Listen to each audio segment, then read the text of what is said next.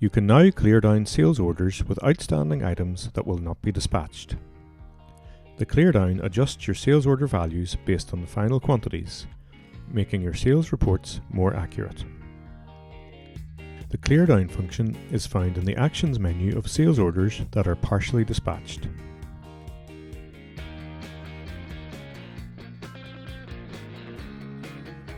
The pop-up checks you are sure you want to proceed, and this action cannot be undone. The dispatch status is now updated.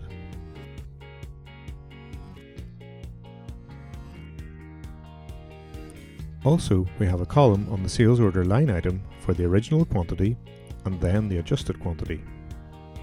This allows you to have insight into the original figures versus the new amounts. And the sales order totals are adjusted based on the final quantity dispatched.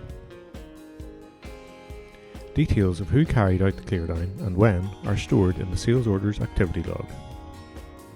Finally, you can filter for sales orders that have been cleared down on the sales order index page by using the Cleardown Performed dropdown. Thanks for watching, and please get in touch with any questions.